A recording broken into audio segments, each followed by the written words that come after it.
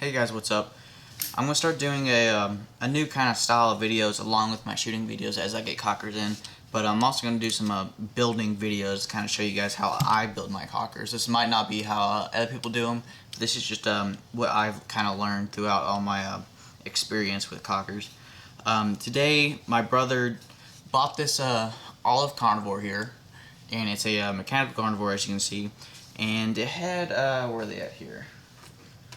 I don't know where they went, but it had, I think, a Shark Tech LPR and like an A&S three-way and a STO RAM, and he went ahead and just bought the full gloss black bell cells pneumatics here. You see, got the new Evo RAM, the Evo LPR, the short LPR, and the hollow point three-way, all from bell cells. These are some great pneumatics here. So I'm just going to show you how to, or how I set up my pneumatics anyway. So I guess let's go ahead and get started. As you can see, I already got the other ones off, and I went ahead and took the timing rod out. We'll deal with that later. I also have the pump arm out. So the first thing I always start with, I'm gonna go ahead and open all these out. First thing I always start with is the three-way. That's because it's much easier to take some LPRs. The barb fitting for the LPR will actually hit the three-way if you spin it around. So I've always found it's much easier and safer to take the one barb out of the LPR, that guy right there, out, instead of taking the three barbs out of the three-way, because sometimes these barbs are not the strongest, and I've had some break off inside. The ones I had break off were Works LPR, barbs, which were really thin, but that's not to say anything bad about Works guns, but anyway, it's just much easier to take off one barb than three barbs, obviously. So we'll go ahead and start with the three-way. I don't ever Loctite my three-ways in. Sometimes it's necessary to put a O-ring on the three-way. You see that? Hopefully it'll... You see there's kind of a groove there at the base of the three-way here, and sometimes it's necessary to put an O-ring there to keep things nice and snug, but I don't like to Loctite them in. The reason why is because if there's a little bit of play in your three-way, then if there's too much play, you'll get some leaks and whatnot. But if there's just a little bit, then whenever you pull the trigger, that pump arm, timing rod, won't be binding against the three-way. The three-way might move just a little bit, but in this case, it kind of fits pretty snug in there as it is. And also, I don't like to Loctite my three-ways because it's just kind of hard to get them out, and there's no wrench flats on three-ways, so you're basically gonna have to take off all the barbs, put it in a vise with like a leather glove, and then try to take it out. That way you don't scratch it, and it's just too much effort. But whenever you put it in pneumatics, you always want to test fit everything. I went ahead and test fit this stuff before. That way you know how many turns you can go and everything like that. So my three-ways, I try to keep them pretty much lined straight up. Hopefully you can see that the barbs are pretty much straight up. They might be slightly out, but they're not angled in by any chance. You don't want them angled in because then you'll get kinks in your hose. Well, not really kinks, but it won't look very good. You know, it won't shut off the all the air going through your pneumatics, but it won't look very good. And like I said, I've already test fit these. You can see the barb here will clear the throughway, so I'm not gonna have any problems. I don't have to take off this barb, but a lot of LPRs, the barb's at the base, so you'll have to take that out. And using blue Loctite.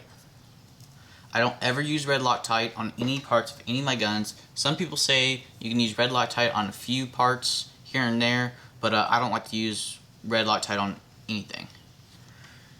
Anyway, that's how much Loctite I'm putting on there. Not that much. It's just a good sized drop. Here's a lot of threads. If it's a smaller item, you don't need as much Loctite. And the way you know you have too much Loctite is whenever you screw it in. If you start seeing Loctite overflow the threads, that's too much. So I'm just gonna screw it in here.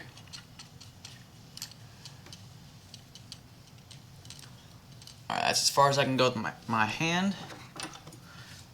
I'm going to go ahead and get my wrench. This is the 7/16 wrench.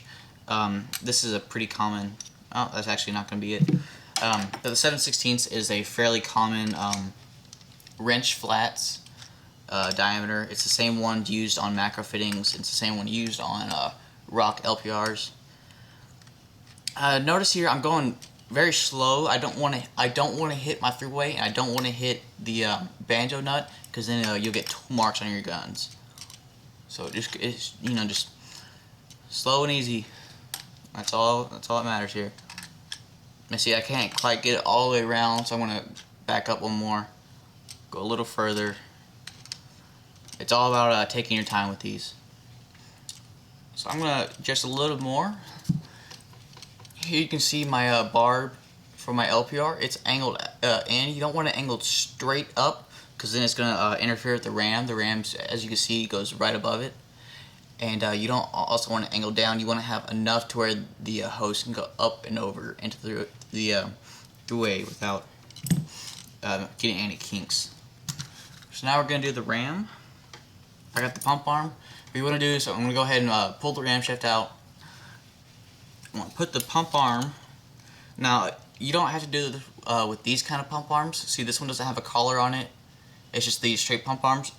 But the ones with collars and the ones that won't fit through the shaft all the way, you want to kind of stick it through and then twist your ram shaft in.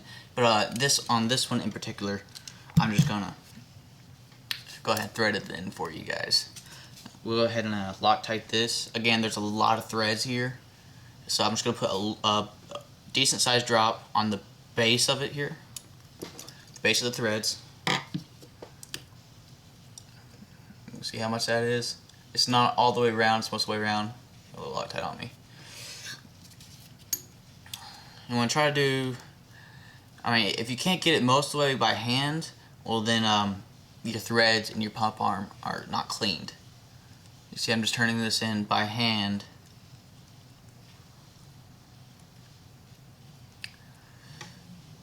Okay, so I'm going to turn it in most of the way.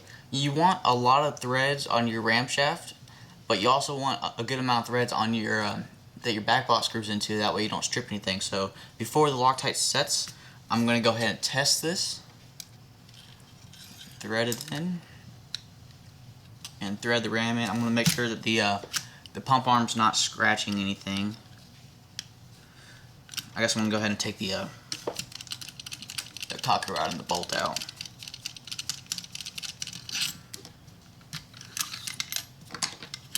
Okay, so it's here, just the back block.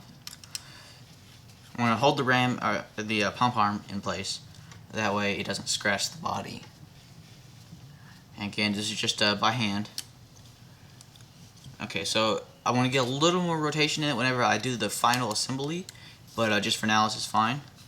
As you can see, there's how many threads are left. That's too many threads left over. The back block won't screw in all the way, so I'm going to go ahead and take my ram off again.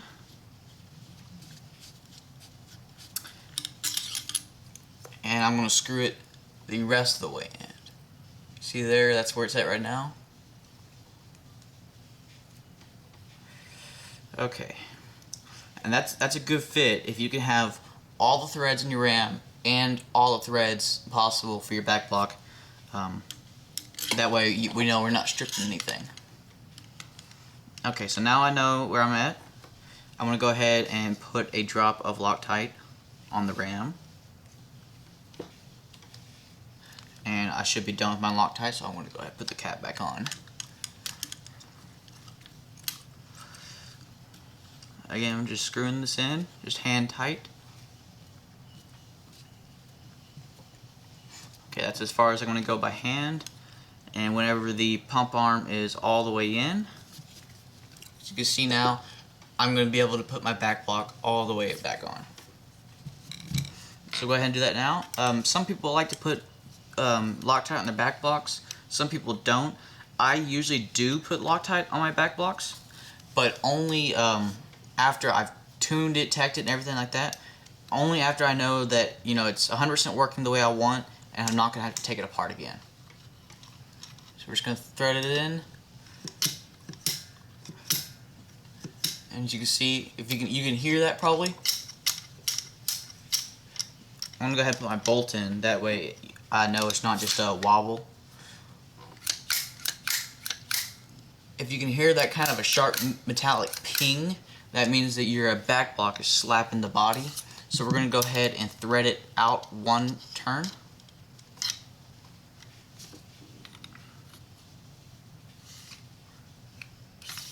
Put the bolt back in, make sure your hole's down.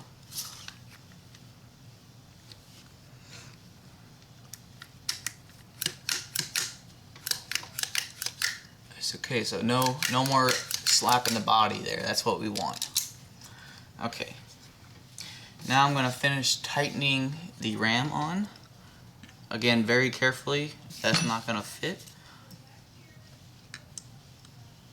I don't want to put any tool marks on this. I want to go very, very, very slowly. If anything starts to jar up, well then I will just stop. Okay, and that's as far as we're going to go. As you can see, I have this back bar just below where the barrel would go. That way your barrel's not hitting this bar fitting. I'm going to go ahead and take it out just a little more.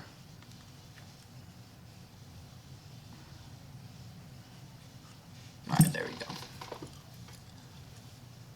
Hopefully you can see that. Okay. So now the front block is installed. Front block I mean the pneumatics. So we're going to go ahead and put the hose on. Might as well go ahead and put the cocking rod back in while I'm at it. Okay. So let's put the hose on. Now for this, I'm going to go ahead and pull the shaft out for now. Wipe down the factory lube. On all 3 ways, well not all 3 ways here, but well okay, I guess we'll say this. All 3 ways, the middle barb will attach to the LPR. That's on every single 3-way. Now some 3-ways, like this one, uses a shaft with 2 O-rings, and some, like the bomb, uses a shaft with 3 O-rings. One's not necessarily better than the other. The hollow point and the bomb are considered pretty much the best 3-ways out there, and the hollow point uses 2, the bomb uses 3. So depending on if it's using a slider or a hinge frame, the slider frame pulls the shaft, the hinge frame pushes the shaft, and also depending on if you have 2 O-rings or 3 O-rings, depends on whether the back barb of the 3-way go to the back barb of the ram or the vice versa. So for this one, I'm going to go ahead and show you. Whenever you pull the trigger, the timing rod is going to be back. So it means the 3-way is going to be in the back position, and if you can see that, it means that the 3-way is going to go, the air is going to go from the middle one to the back barb fitting. So that means that the back bar fitting, I want the back bar fitting to connect to the part of the ram that's going to be back. So I want the air from the LPR to go through the 3-way, into the back bar fitting, and to the front of the ram, and the front of the ram will push the pump arm back and the back block back, that way you can load another ball. So that's when the trigger is back. When the trigger is forward, the shaft's going to be up, and then you want the air to go from the LPR into the middle one, out through the front, and it's going to go to the back of the ram and close the back block. So that's how I know how to route my pneumatic hose. So first I'm going to go ahead and start off by putting the middle one in. We'll go ahead and zoom in a little bit for this. Okay, so see, there's the middle one. And what I do is I loop it around, get exactly where I want, put my finger on it. So that's where I want the hose to be. It's not kinking, there's not excessive hose on there. And I found this like little electrical snip thingy here. And you can use just a sharp knife or razor blade or anything you want, but this is what I use. I'm going to lead it right up. I'm going to cut it just a little bit long, because I can always cut it shorter. Fit it again, and that's going to be just about right where I want. So just to show you guys that, again, I'm trying to be real careful not to put scratches on the pneumatics. Yeah, see, you don't want to do that. Luckily I didn't scratch it, but now some of these hoses are a little thin, a little bit thicker walls, and this bar fitting on this LPR is quite large, so sometimes they're a little tricky. You just kind of have to work at it. There it goes. Wiggle it down in there. Okay, so that's what I got. As you can see, there's no kinks in it. It's not taller than the barrel threads, so it's not going to be hitting the barrel. Not that it really matters, because see, this stuff will just move. But it's not excessive. It looks nice. So that's what I'm going to go with for that. And we'll go ahead and put the next one on. Put it on the 3. I'm going to go ahead and zoom out just a little bit, because I'm probably going to be moving the gun around. Now see, this one's going to be quite short, so we'll go ahead and put it right where I want, right at the base of the barb, and put my finger on it.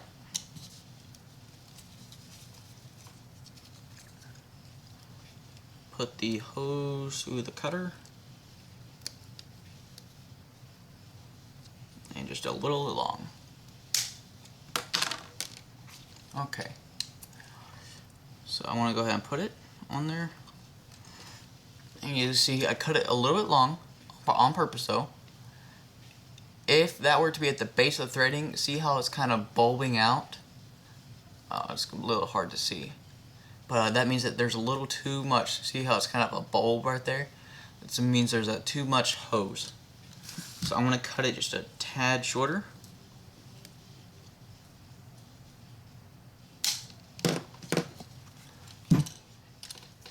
Okay, we'll try that again. And I think that's going to work. Actually, I'm going to just go ahead and go just a tad bit shorter. Like I said, you can always make them shorter. You can't make it longer. I mean, if you're a real big autococker guy, that wasn't a flat cut. If you're a big autococker guy, you're going to have extra pneumatic hose like I do. I have, you know, lots and lots of yards of this stuff. But I don't like wasting it if I don't have to. So let me turn the gun around. It's a little more comfortable for me to put this on. Again, I don't want to put scratches in the pneumatics or on the gun or anything.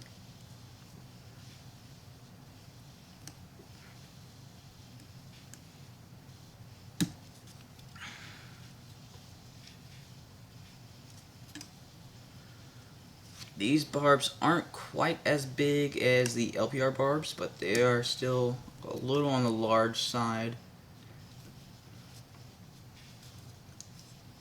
They also have the kind of a double barb type thing, if you know what I'm talking about. They have two kind of hooks that hook onto the you can see the throughways got like one little hook. These got like two, so it makes it a little tougher.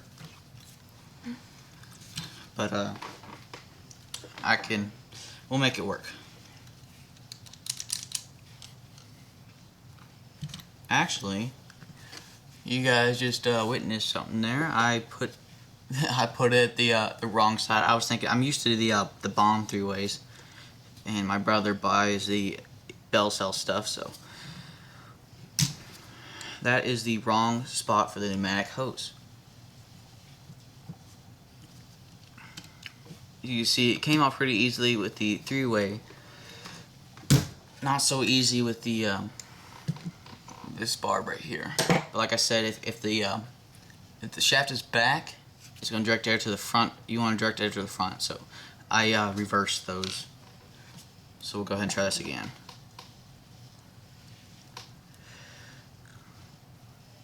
Okay, so there's the back of it. We're going to go to the front. We're going to have to make this a little long. Or actually, you know what? I'm going to go ahead and take this barb off the front, because see, I don't want it to loop around like this. I would rather, on the Belso's rams, they have another little port right here, so that's where I'm going to put the barb, and that's just a personal preference for me.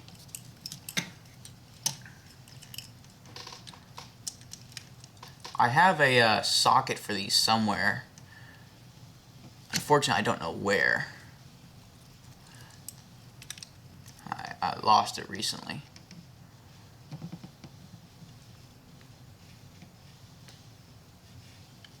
Okay. See, that was pretty well Loctited, torqued in place. That's alright. I'm going to take my Allen key.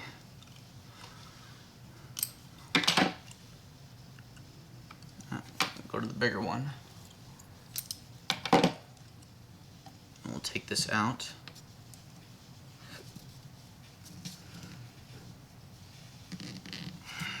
Like I said, these are in there pretty good. And this is just, you see how much trouble, not really much trouble, but these aren't exactly easy to pull out. And this is with blue Loctite, and that's designed to be broken and taken out.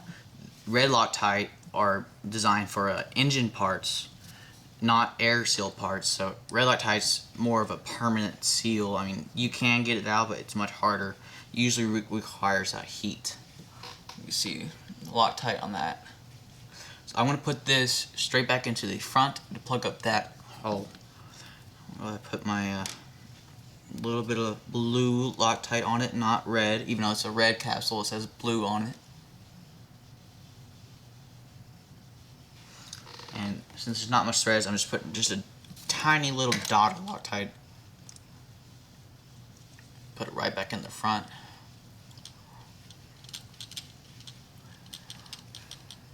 The other thing I like about the Belso's rams is they have wrench flats on the front tip of the ram and on the back of the ram. That way, if it ever gets stuck in the middle and you need to rebuild it, it does have wrench flats on both sides. In my mind, the Belso's 44 ram, the Eclipse ram, the Belso's Evo ram, they're all the same ram. They're probably some of the smoothest rams in paintball. Palmer's makes a pretty good ram. Moody Paintball, the Free Flow / SMC rams are also really nice. That's what I have on my Revenge version 2. But if you don't want to pay for the Belso's rams, then that's also a good alternative.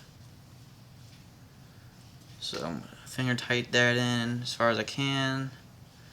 Just need a slight little torque. Again, you really, ideally you'd have a socket for this, but I recently lost my socket, so I'll have to go buy a new one.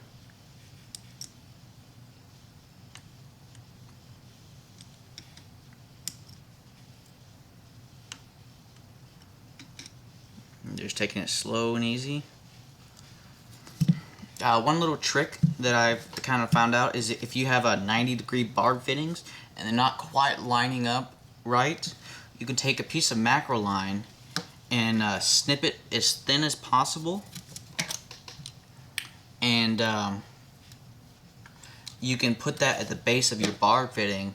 That way it gives you a little more extra room. Or you can take some really small O-rings, like the 3-way O-rings and similar, and do it like that.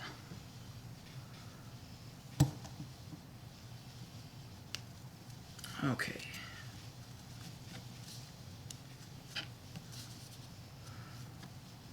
Again, you just want to take it slow and easy. Okay, so see, it kind of bulbs out just a little bit, but that's what you want, because this is going from a straight vertical to a 90-degree with a 90-degree twist. So it's going to loop over just a little bit, but it's still below where the barrel would go. And it makes for a nice clean setup. This one, instead of going out again, instead of going from the outside of all this stuff that's already on here and looping into the front of the barb, I'm going to go ahead and go through the inside like this. That way it's not any more wider than the body is. It's just another one of those making it a little cleaner. Obviously, the cleanest ones are going to be a slide trigger with a three O-ring three-way, because the back one goes to the back, the middle one goes to the LPR, the front one goes to the front, or a hinge frame with a two O-ring, because then it's still just like the slide with the three O-ring where everything lines up perfectly. Okay, so let me go ahead and snip this.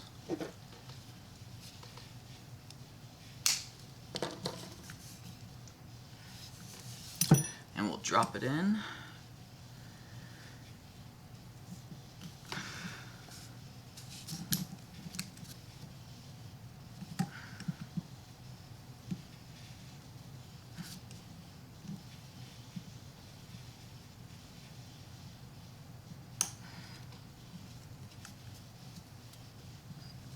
Just a little more.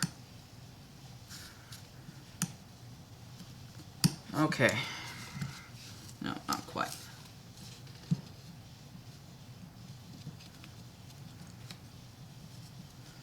Okay. So there it is. That's a complete front block. All set up. Here's how I routed my hoses. No kinks in any of the hoses. Nice and clean. And then all you do from there is you drop the timing rod in.